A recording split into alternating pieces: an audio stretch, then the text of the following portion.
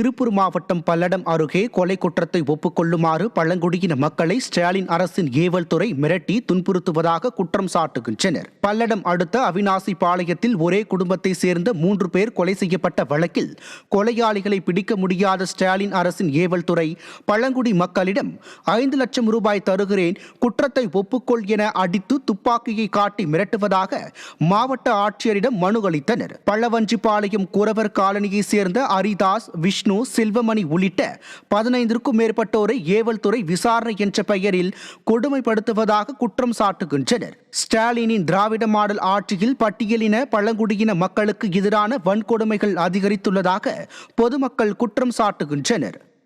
சேமநாயக்கப்பாளைய வழக்கில் எங்களை போலீஸ்காரங்க ரொம்ப டார்ச்சர் பண்ணி அந்த கொலை வழக்கில் ஒத்துக்க சொல்லி அங்கே எங்களை டார்ச்சர் பண்ணுறாங்க. தினம் ஒரு பசங்களை கூப்பிட்டு போய் விசாரிக்கிறாங்க.